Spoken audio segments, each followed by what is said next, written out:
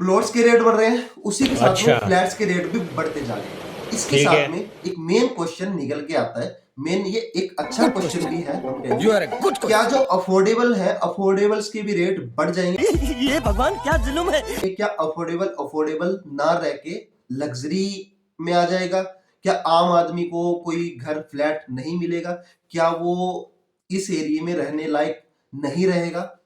Hello friends, कैसे आप? मैं हूं दीपक आर्य, स्वागत है आपका आपके चैनल दीपक आर्य गाइड में।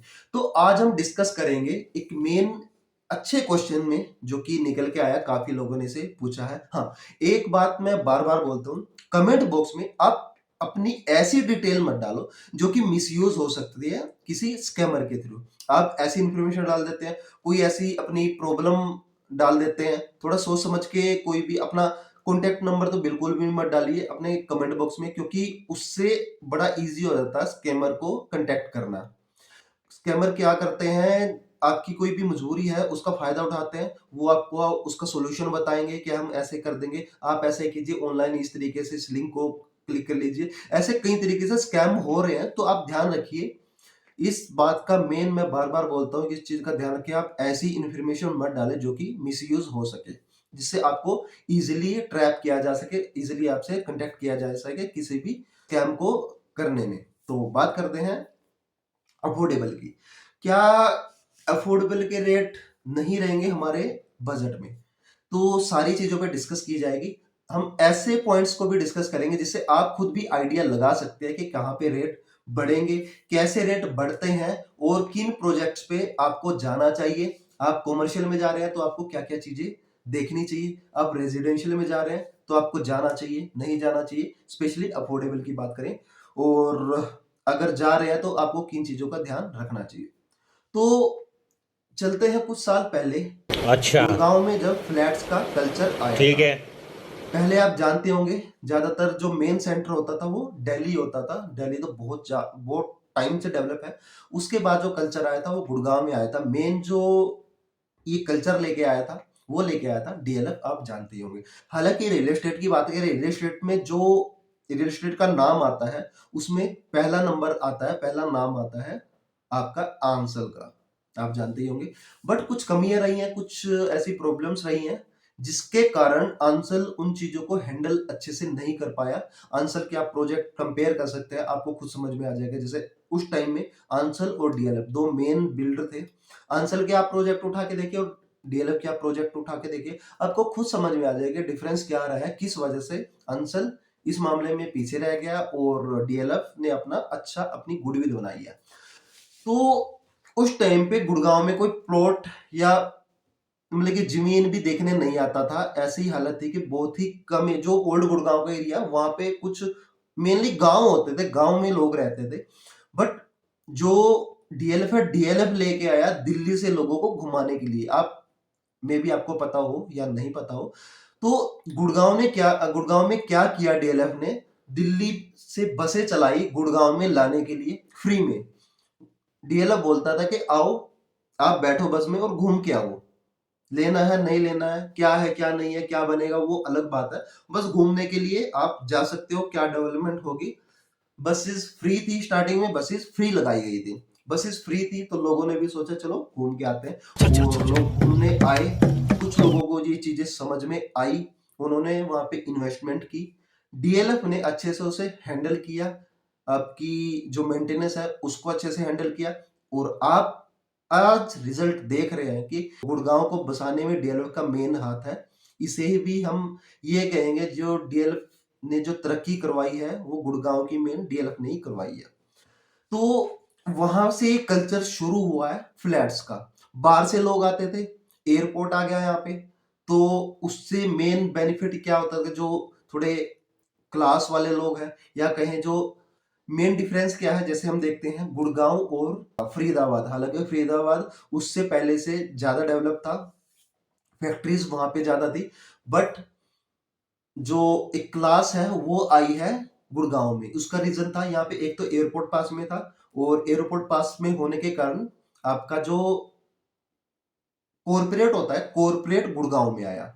फैक्ट्रीज जो है वो फरीदाबाद में गई और कॉर्पोरेट्स गुड़गांव में आया। कॉर्पोरेट्स की जो सैलरीज होती थी वो ज़्यादा है, होती थी क्या? अभी भी कॉर्पोरेट्स की जो सैलरी है वो ज़्यादा है फैक्ट्रीज में काम करने वाले वर्कर्स से कंपेयर करें। आप खुद ये चीज़ें डिस्कस कर सकते हैं, समझ सकते हैं। और वहाँ से ये सिस्टम चल के आया। वहाँ पे रेट पहले बहुत कम थे बट धीरे-धीरे वो रेट बढ़ने लगे। लोगों को ये कल्चर पसंद आने लगा फ्लैट्स का। सिक्योरिटी मिलती थी, सेफ्टी मिलती थी और एमेनिटीज़ मिलती थी। अच्छी बढ़िया रोड्स मिलती थी, मेंटेनेंस बढ़िया मिलती थी। हम नॉर्मल जैसे गाँव में रहते हैं या अपने जो इंडिविजुअल घर होते हैं या हुड्डा के घर ले लीजिए, उसमें रहते हैं। उसमें क्या होता है कि जैसे कोई भी प्रॉब्लम आती है, घर में कोई भी बिजली की कोई दिक्कत आ गई, कोई और दिक्कत आ गई, कोई सीवरेज की दिक्कत आ गई, तो हमें खुद ही कॉन्टैक्ट करना पड़ता है, खुद ही लोगों को ढूँढना पड़ता है, खुद ही उसको ठीक करवाना पड़ता है। एक आम आदमी के लिए बड़ी दिक्कत वाली समस्या थी। आप पहले से ही वहाँ पे रह रहे हैं तो थोड़ा-सा ईज़ी हो जाता है उसको ये चीज़ें हैंडल करनी। बट कोई पर्सन बाहर से आ रहा है, जैसे कि मैंने बताया कॉर्पोरेट लोग बाहर से आ रहे हैं जॉब करने के लिए, उसको ये चीज़ों की नॉलेज नहीं होती थी कि किससे कनेक्ट करें, कैसे कॉन्टैक्ट करें। उसके साथ में उसे जॉब भी करनी होती थी, नौकरी पे जाना होता था। सारा टाइम तो आपका वहीं पे लग जाता था और उसके बाद शाम को आके वो उसको ऑप्शन नहीं मिल पाते थे उनसे ठीक करवाने के। तो वहाँ से कल्चर शुरू हुआ था फ्लैट्स का।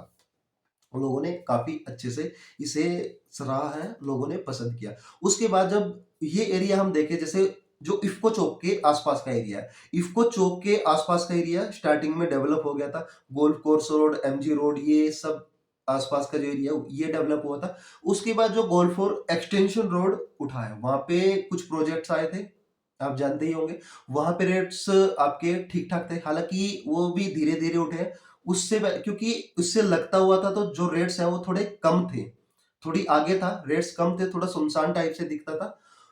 तो वहाँ पे रेट्स थोड़े कम थे तो लोगों ने वहाँ पे इन्वेस्ट करना शुरू कर दिया। उससे क्या हुआ, वहाँ के भी रेट थोड़े बढ़ गए। उसके बाद लोग और ऑप्शन देखने लगे सस्ते में। आप जानते ही हैं, कोई भी लेवल हो, हमेशा जो नीचे का तबका है, मिडल क्लास है, उसको परेशानी हमेशा से ही रहती है। हम जैसे लोग जो हैं, उन्हें हमेशा परेशानी रहती है कोई भी अपना घर, कोई भी ज़मीन खरीदने में। उसके लिए ईज़ी नहीं होता। उसके बाद जो ऑप्शन आया वो आया ऐसा सोहना रोड के आसपास का और उससे थोड़ा-सा हल्का इधर जैसे 69, 70 सेक्टर, वो थोड़े सस्ते प्रोजेक्ट्स आए थे।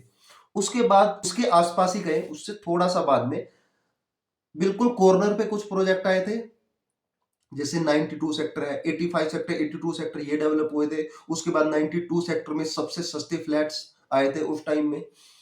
तो ये कल्चर इसी तरीके से बढ़ता चला जाता था। जो मेन सेंटर है, अभी भी ऐसे ही होता है, जो मेन सेंटर होता है वहाँ पे मेन डेवलपमेंट हो जाती है, वहाँ पे रेट्स बढ़ जाते हैं। उसके बाद थोड़ा से उससे आगे जाया जाता है, वहाँ पे थोड़े से रेट अफोर्डेबल होते हैं, वहाँ पे इन्वेस्ट किया जाता है। उसके बाद फिर और थोड़ा-सा आगे जाया जाता है, क्योंकि जहाँ पे आपने इन्वेस्ट किया है, कुछ टाइम के बाद वहाँ पे रिहाइश होने लग जाती है, सारी फैसिलिटीज़ आ जाती है। स्टार्टिंग में इन्वेस्टर लगाते हैं, आप जानते ही हैं, और वहाँ पे रेट फिर बढ़ जाते हैं। इफ़्को चौक है, वहाँ पे रेट बढ़े, गोल्फ कोर्स रोड है, वहाँ पे रेट बढ़े, उसके बाद गोल्फ कोर्स एक्सटेंशन जो रोड है, उस पे रेट बढ़े, उसके बाद फिर आपका सोना रोड है, वहाँ पे रेट बढ़े। स्टार्टिंग में कम आते हैं, उसके बाद बढ़ जाते हैं, आप जानते ही होंगे। अब आप देख सकते हैं सोना रोड पे भी रेट अफोर्डेबल नहीं रहे, बहुत ज़्यादा रेट वहाँ पे हो गया। कुछ थोड़ा बहुत जो थोड़ा-सा सस्ता हम कहें वो 69, 70 सेक्टर, 71 सेक्टर, ये जो एरिया है वो थोड़ा-सा सस्ता है, वो भी 1 करोड़ के आस-पास, इससे ऊपर ही जाता है। तो वहाँ पे क्या हुआ, रेट्स 1 करोड़ उससे ऊपर पहुँच गए। गवर्नमेंट ने, आप जानते हैं कि 2015 में ये प्रोजेक्ट लेके आने के लिए बोला था अफोर्डेबल। बिल्डर्स को बोला गया कि कुछ प्रोजेक्ट्स लेके आएँ जो कि आम आदमी उसे ले सके, उसे वहन कर सके। तो तब ये सिस्टम शुरू हुआ था, ये कल्चर शुरू हुआ था अफोर्डेबल का। अफोर्डेबल तब से और अब तक कंपेयर करें तो वहाँ पे भी काफ़ी डिफरेंस आ गया। हाँ, इससे पहले आप देखेंगे, पहले ईडब्ल्यूएस के चलते थे, इकोनॉमिक वीकर सेक्शन। वो 1 रूम टाइप से होते थे, वो इतने ज़्यादा अच्छे से डिमांड नहीं बन पाई, क्योंकि 1 रूम तो फैमिली के लिए तो पॉसिबल होता ही नहीं है। 200 स्क्वायर फीट का एरिया है, वहाँ पे फैमिली नहीं रह सकती, आप जानते ही हैं। इससे भी कम होते थे ईडब्ल्यूएस में। तो फैमिली का कल्चर भी ज़रूरी है। बात करें जैसे बैचलर है, बैचलर तो कब तक रहेंगे, कुछ टाइम के बाद तो शादी उसे करनी होती है, फैमिली बनानी होती है। तो उसी के हिसाब से प्रॉपर्टी देखी जाती है, चुनी जाती है। तो 2015 में अफोर्डेबल का सिस्टम आया था और आप पूछ रहे थे कि क्या इनके भी रेट बढ़ जाएँगे? तो आपको बता देता हूँ मैं आपको, हो सकता है आपको इसकी नॉलेज हो या ना हो। अफोर्डेबल के रेट भी लगभग बढ़ चुके हैं 20%। पहले से अब तक अगर आप देखेंगे तो गवर्नमेंट ने भी गवर्नमेंट के इसमें ये अमेंड किया गया है। आप बात करें तो लगभग 20% का डिफरेंस आ गया है। और हम बात कर रहे थे क्या ये और भी बढ़ जाएँगे? हाँ, देखिए धीरे-धीरे कुछ टाइम तक तो ये रहेंगे, जैसे इलेक्शन तक तो वैसे भी नहीं बढ़ेंगे रेट, और प्रोजेक्ट भी बहुत ही कम आ रहे हैं क्योंकि मेन इसका मैटर है, जैसे कि मैंने बताया, ज़मीन के रेट बढ़ जाते हैं, ज़मीन कम होती चली जाती है। ज़मीन कम होगी तो ज़मीन आगे सरक जाएगी, या ये कहें कि हम आगे सरक जाएँगे फ्लैट्स को लेने के लिए थोड़े सस्ते रेट पे। सस्ते रेट पे वहाँ पे मिलेगी जहाँ पे ज़मीन आपको अवेलेबल होगी। वहाँ पे प्लॉट्स बनेंगे, वहाँ पे फ्लैट्स बनेंगे, वहाँ पे दुकानें बनेंगी, वहाँ पे मार्केट बनेगी, वहाँ पे वो डेवलप होगी, फिर वहाँ के भी रेट बढ़ जाते हैं, फिर और आगे हमें ऐसे जाना पड़ता था। तो मेन जो सिस्टम है वो है आपका रेट बढ़ने का, वहाँ की रिहाइश और किस तरीके की क्लास वहाँ पे आ रही है, किस तरीके के प्रोजेक्ट डिलीवर किए जा रहे हैं। जैसे स्टार्टिंग में आप देखेंगे जो अफोर्डेबल है, अफोर्डेबल स्टार्टिंग में जो आए थे वो सस्ते तो थे, बट हैंडल कर पाना बड़ा मुश्किल हो पा रहा था इस सिस्टम को, क्योंकि अफोर्डेबल देने के चक्कर में उसमें क्वालिटी में बहुत ज़्यादा प्रॉब्लम आ रही थी, क्योंकि रेट्स तो रेगुलरली बढ़ ही रहे हैं, ज़मीन के भी बढ़ रहे हैं, उसी के साथ में चलो ज़मीन ले ली है, उसी के साथ में बिल्डर जब प्लान करता है कि हाँ, ये रेट हमें देने हैं, और बनाते-बनाते जब कोई भी कंस्ट्रक्शन होती है, उसकी भी रेट बहुत ज़्यादा बढ़ गए थे, आप जानते ही होंगे। इतने रेट जनरली नहीं बढ़ने चाहिए, बट बढ़े हैं तो क्या करें, बढ़ते ही हैं। तो वहाँ पे कंस्ट्रक्शन में प्रॉब्लम आनी शुरू हो गई थी, और एमेनिटीज़ जो है वो उस वहाँ पे हमें देखने को मिला कि एमेनिटीज़ हमें नहीं मिल रही थी। क्लब हाउस और ये चीज़ें तो हम कह सकते हैं कि इनका तो नाम ही नहीं था। बट अब जो अफोर्डेबल आ रहे हैं, उसमें ये फैसिलिटीज़ कुछ बिल्डर देने लगे हैं। पार्किंग की प्रॉब्लम थी, रेट्स क्योंकि थोड़े से बढ़ाए गए हैं बिल्डर्स के लिए, थोड़ा-सा ये उसको थोड़ी ही हेल्प की गई है गवर्नमेंट ने, कि क्योंकि उनके नहीं बन पा रहे थे। आप जानते हो कि बिल्डर छोड़ के भाग जाते थे, प्रोजेक्ट बीच में ही रुक रहे थे, प्रोजेक्ट बन नहीं पा रहे थे, क्योंकि जब कोई भी पर्सन अगर उसको नहीं बचेगा, जेब से तो कोई भी नहीं लगा पाएगा। और ये छोटे-मोटे प्रोजेक्ट तो नहीं है कि सिर्फ एडवर्टाइज़मेंट के लिए अपनी जेब से लगाएगा, कोई भी बिल्डर काम कर देगा। प्रोजेक्ट बेशक अफोर्डेबल हो, बट कीमत तो लगती है, पैसा तो लगता ही है। तो ये सारे फैक्टर इंक्लूड होके हम यही कह सकते हैं कि रेट तो बढ़ेंगे ही। कैसे बढ़ेंगे? उसपे भी थोड़ा-सा एक आइडिया मेन तो है, एकदम से ज़्यादा रेट अफोर्डेबल के नहीं बढ़ेंगे। गवर्नमेंट के जो नए अंडर में आते हैं और नए प्रोजेक्ट आते हैं, उसके रेट इतने ज़्यादा नहीं बढ़ेंगे, 20% तो बढ़ेंगे, थोड़े-थोड़े और बढ़ेंगे, आप जानती हैं। कुछ टाइम के बाद, 6 महीने, 1 साल के बाद फिर इसमें थोड़ा-सा अमेंडमेंट होगा, थोड़ा-सा रेट बढ़ेंगे।